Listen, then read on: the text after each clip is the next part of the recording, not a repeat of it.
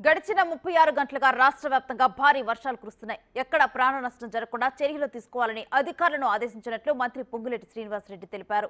పాలేరు రిజర్వాయర్లో 1,70,000 క్యూసెక్ల వరద నీరు చేరిందని, వరదలో చిక్కుకొని ఒక్కరిని సురక్షితంగా కాపాడామన్నారు. మరింత సమాచారాన్ని మా ప్రతినిధి హరికృష్ణ అందిస్తారు. 6 గంటలుగా రాష్ట్రంలో ఎడతెరిపి లేకుండా భారీ వర్షాలు అయితే కురుస్తున్నాయి. ఈ విషయంపై ప్రభుత్వం కూడా అందరి అధికారులతోటి కూడా వీడియో కాన్ఫరెన్స్ ఉంది. ప్రస్తుతం మనతో పాటు రెవెన్యూ మినిస్టర్ పొంగులేటి ఉన్నారు. వారిని అడిగి తెలుసుకున్నాం. సార్, చెప్పండి, రాష్ట్రంలో పరిస్థితి ఏ విధంగా ఉంది? గడిచిన 36 గంటల నుండి రాష్ట్రంలో అనేక జిల్లాల్లో అతి భారీ వర్షాలు కురిసిన కారణం చేత అనేక ప్రాంతాలు జలమయమయ్యావి. అనేక వాగులు వంకలు పొర్లుతూ అనేక రోడ్లతో పాటు చివరికి నేషనల్ హైవేస్ మీద కూడా వాటర్ ప్రవహిస్తున్నాయి. వీటన్నిటి ఫలితంగా సామాన్య ప్రజలకి చాలా ఇబ్బంది కలుగుతుంది.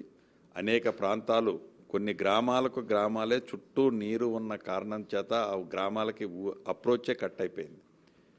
ఈ పరిస్థితుల్లో గౌరవ ముఖ్యమంత్రి రేవంత్ రెడ్డి గారు కేబినెట్ మంత్రులమంతా కూడా అన్ని ప్రాంతాల్లో అలర్ట్ చేస్తూ అధికారులను అలర్ట్ చేస్తూ ప్రజలకు ఎక్కడా అసౌకర్యం కలగకుండా ఉండే విధంగా, ప్రాణ నష్టం జరగకుండా ఉండే విధంగా చర్యలు చేపట్టాలని ఇంతకుముందే చీఫ్ సెక్రటరీ గారు, డీజీ గారు, ముఖ్య అధికారులతో నేను కూర్చొని రాష్ట్ర వ్యాప్తంగా ఉన్న అన్ని జిల్లా యంత్రాంగాలతో వీడియో కాన్ఫరెన్స్ నిర్వహించాం. నేను బట్టి గారు దీని ఎంటైర్గా ఎక్కడా ప్రాణ నష్టం జరగకుండా ఉండే విధంతో పాటు జలాశయాల్లో ఆ క్యాచ్మెంట్లో వాటర్ని ముందే అసెస్ చేసుకొని పూర్తిగా రిజర్వాయర్ నిండిన తర్వాత ఒకేసారి ఫ్లడ్ ఎత్తకుండా క్రమేపీ ఎత్తుతూ కింద వార్నింగ్ అంటే అలర్ట్ చేస్తూ సామాన్య ప్రజలు ఈ ఫ్లోకి బోత్ సైడ్స్ నివసించుంటారు, వారిని కూడా అలర్ట్ చేస్తూ ఎక్కడా ప్రాణ నష్టం జరగకుండా ఉండే విధంగా చర్యలు తీసుకోవాలని ఆదేశించడం జరిగింది.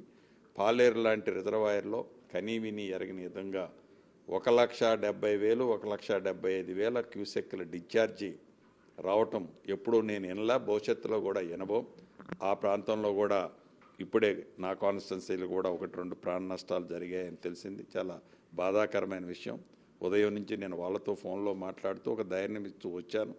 దురదృష్టవశాత్తు వారు నుంచున్న వాళ్ళు కొలాప్స్ అయిన కారణంగా వాళ్ళకి లైఫ్ జాకెట్స్ అంటే ఇచ్చిన ఆ హెవీ ఫ్లడ్లో కొట్టుకుపోయినట్టు ముగ్గురులో ఒకళ్ళే సేవ్ అయ్యారు, 2 కనిపించట్లేదని చెప్తున్నారు. ఇలాంటి సంఘటనలు చాలా ప్రాంతంలో ఒక 10-12 జరిగాయి ఇప్పటికే. ఇంకా భవిష్యత్తులో రాబోయే ఈ కొన్ని గంటల్లో కూడా ఎక్కడా ప్రాణ నష్టం జరగకుండా చర్యలు చేపట్టాలని అధికారులను ఆదేశించారు. రాష్ట్రంలో ప్రధానంగా ఏ జిల్లాల్లో ఎక్కువ, అంటే మీకు ఉన్న సమాచారం మేరకు ఎక్కువ ఎఫెక్టివ్గా ఈరోజు మార్నింగ్ వరకు ములుగు, భద్రాద్రి కొత్తగూడెం, మహబాదు, ఖమ్మం, పార్ట్లీ నల్గొండ, పార్ట్లీ భువనగిరి ఈ ప్రాంతాల్లో హెవీ ఉన్నది. మహబూబ్ నగర్లో కూడా కొంత డ్యామేజ్ జరిగింది. ఈవినింగ్ ఇప్పుడు హైదరాబాదు పరిసర ప్రాంతాల్లో ఉండే దాంతోపాటు మేజర్ మహబూబ్ నగరు మెదక్కి స్ప్రెడ్ అవుతుంది. మళ్ళీ తెల్లవారుజాము కల్లా ఇది టువర్డ్స్ నిజామాబాద్, కరీంనగర్ మీదుగా అట్లా ఎగ్జిట్ అయ్యేటట్టుంది.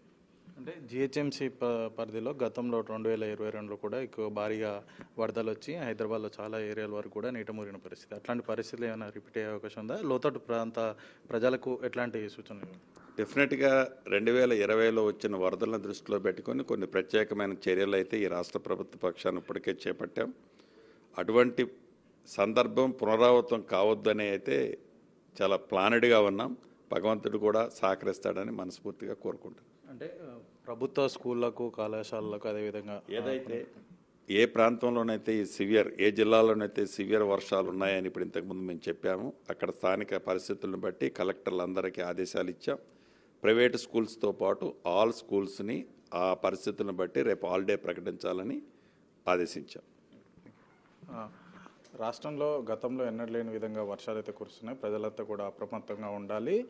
సెక్రటేరియట్ నుంచి కూడా ఏదైతే కంట్రోల్ రూమ్ ఏర్పాటు చేసామో కంట్రోల్ రూమ్ నుంచి కూడా ప్రతి క్షణం అధికారులు అందుబాటులో ఉంటారని కూడా మంత్రి పొంగులేటి చెప్తున్నారు. కెమెరామ్యాన్ సంతోష్తో హరికృష్ణ, బిగ్ టీవీ, హైదరాబాద్.